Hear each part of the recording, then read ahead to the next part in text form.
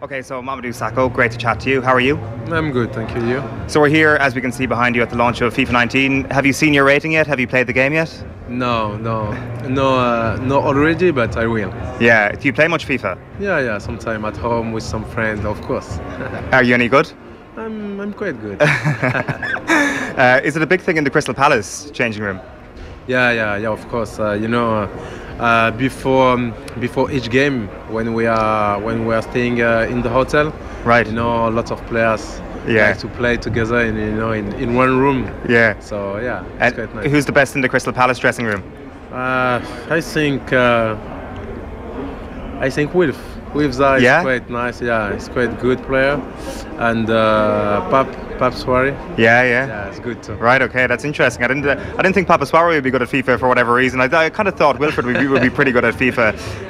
It's interesting when we talk about the likes of FIFA, and like when I was telling people that I was going to be chatting to you today, everybody's like Mamadou Sakho and his Snapchat, and that's what everybody, like a certain generation, kind of knows you as the king of Snapchat, let's say, and maybe you and Benjamin Mendy, let's just put it like that. But when we talk about that sort of things, and we talk about FIFA and we talk about video games, like there was a lot of criticism last year about Roy Hodgson coming in to manage Crystal Palace because he didn't know anything about the new age or what young people like to do.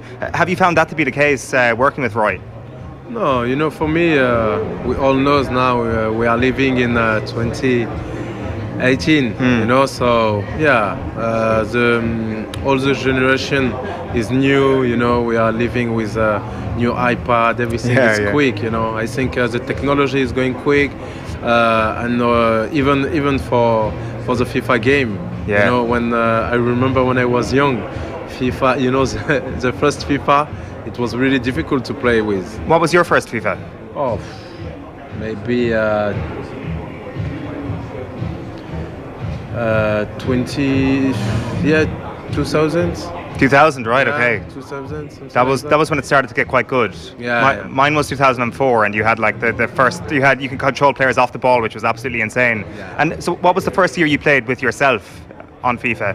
When Mamadou Sakho was one of the players available? But I think it was for PSG 2008.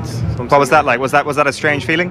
Yeah. It was really strange, when you are kids, and you start to play in FIFA, and after you grow up and you see your face in the game, it's quite strange, but it's nice. Yeah, but I'm sure you're looking forward to playing the game, as am I. I wanted to talk to you a little bit about this summer. Talk to us a little bit about where you went and what you did during the summer. During the summer, I went. I make an African tour for my charity called AMSAC, Association Mamadou Sakho. So I like to go in few countries just to speak with the kids, and I went to 8 or 9 countries in Africa by myself to visit some orphanage, some jail, some hospital, and bring what I can. What I can, and the most important things for me is to speak with them and give them some hope, and believe in themselves, believe in life. And after that, I went to South Africa with my family to make some safari, and I finished in Dubai. Right. Yeah. I want to chat a little bit more about West Africa because, I've read some fascinating articles, like your time in Guinea, for example, and you mentioned going to a jail there. What was that like? Can you talk to us about some of the things you saw while you were in that part of the world? This summer, anyway. Maybe it's something I have in my blood, because about my life when I was young. It's really important for me to give back. Yeah. So to give back not only some stuff, not only some food, but to give back with my time. And I think it's important for some people who live in quite difficult life to see some famous people, in football, singer, or I would say anything, just to speak with them and tell them, they have to believe, and they need to be positive in life, because nothing is easy, and nobody gives you anything in life. So you have to keep working hard to try to get what you want to get. What does your charity do? So my charity, I try to help some kids, some kids everywhere, I used to do a few things when I was in Liverpool, in France too, in Paris. Yeah, so you know, I just try to give some hope to the kids, and because for me there's a future in this world, and I have one project who will come out in December. I think you will hear about it. Okay. And you can't tell us anything about it now, no? No, I cannot talk too much about it. But yeah, it's one project with few players, you know, like Pogba, Mbappe, Neymar, Matuidi, and few famous singers. Everything just to try to collect some money to build one orphanage in Africa.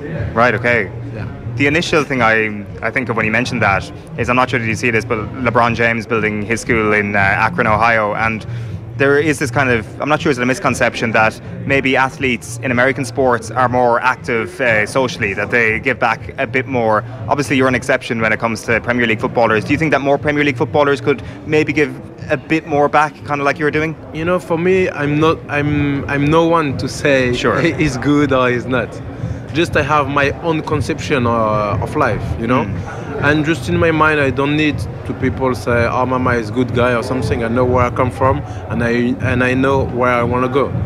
Just for me, it's you know, of course, if you have more players, if we are doing the same kind of things, of course, players and different kind of people, you know, who have big company.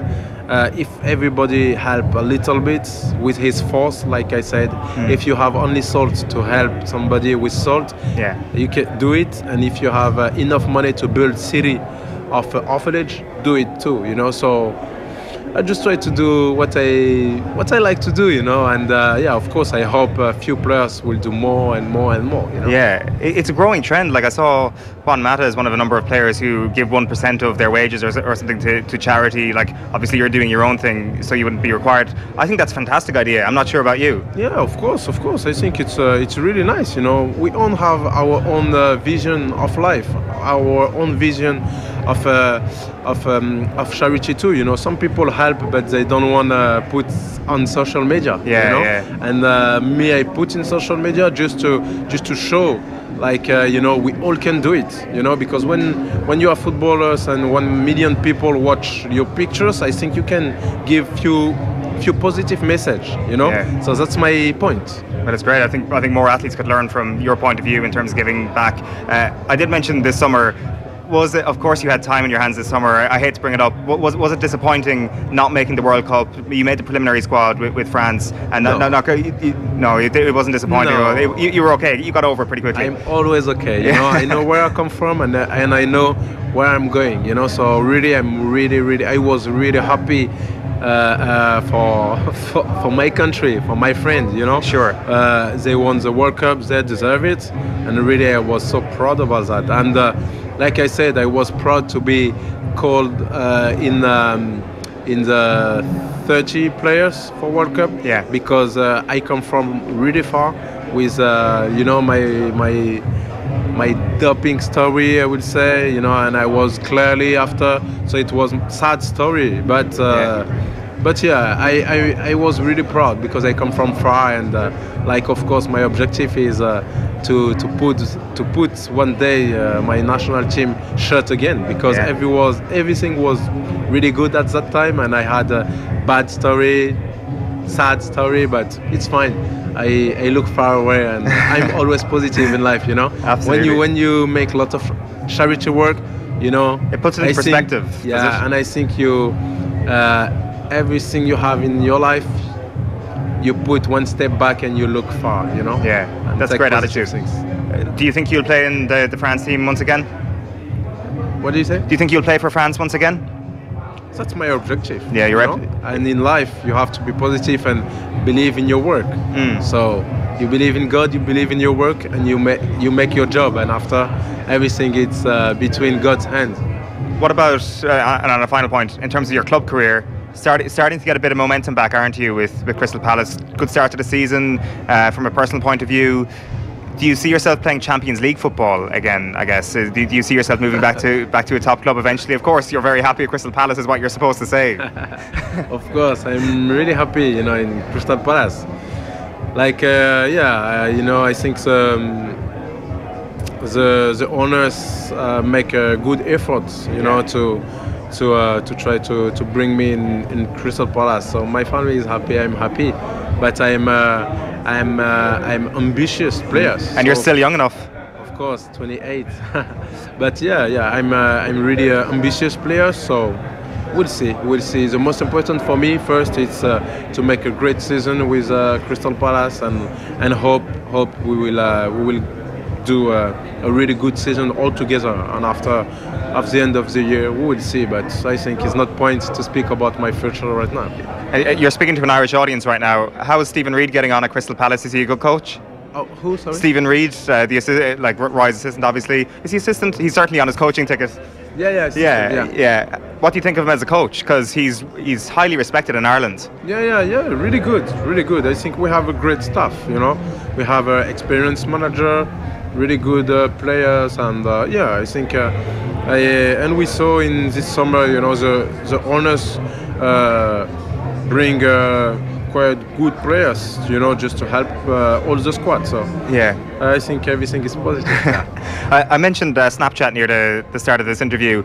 Do you think you're the best Premier League footballer to follow on Snapchat? Do you think your Snapchat record is the best? No, of course not. I don't know, you know, but you know, I never compare myself to other players. Yeah. You know, well, we're here at FIFA. We have to compare players to each other, you know. No, I'm not like that. You know, I'm really humble man, and you know, I just, like I said, I just make my life how I see my life. You know, because for me, you cannot compare any players. You know, we all grow up differently. We all have our own education. So how you can force somebody to say do this and do this, you know? I actually meant to ask this a few moments ago. How did your conclusion at Liverpool refocus your perspective on your career? Like, did your relationship with Jurgen Klopp obviously didn't end on good terms? Has that kind of changed how you view your footballing career at all? Or I'm not here to speak about that. No problem at all. Well, Mamadou, it was great to chat to you. Very best of luck with your career. Keep up the great work, especially in the charity, man. Thank you.